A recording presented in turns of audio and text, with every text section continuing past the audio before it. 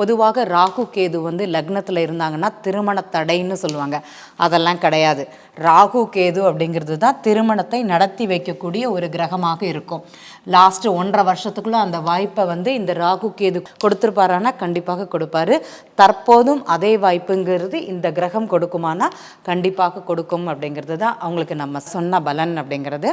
So இந்த திருமணத்திற்கான வாய்ப்பு ஹஸ்தம் 3 ஹஸ்தம் 4 இந்த 2 வருஷம் 2 மாதத்துக்குள்ளே நடக்கக்கூடிய தன்மை இருக்குது. ரொம்ப சிறப்பாக இருக்குது.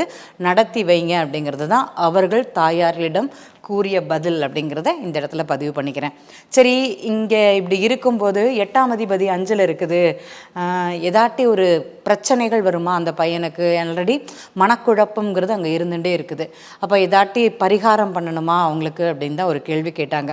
ஆல்ரெடி நீங்கள் சொல்கிற மாதிரி கொஞ்சம் தடை தாமதம்ங்கிறது இருக்குது. ஏதோ ஒரு நிகழ்வுகளால் தடை.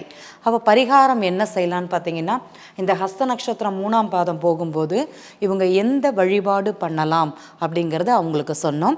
இந்த பெருமாள் வழிபாடு அப்படிங்கிறது நல்லாயிருக்கும். இந்த சாஸ்தா வழிபாடு பண்ணுங்க. அது உங்களுக்கு மிக சிறந்த பலனை கொடுக்கும் அப்படிங்கிறது அவங்களுடைய லக்ன நட்சத்திர புள்ளிக்கு நம்ம கூறிய பலன் அப்படிங்கிறது சொல்லலாம்.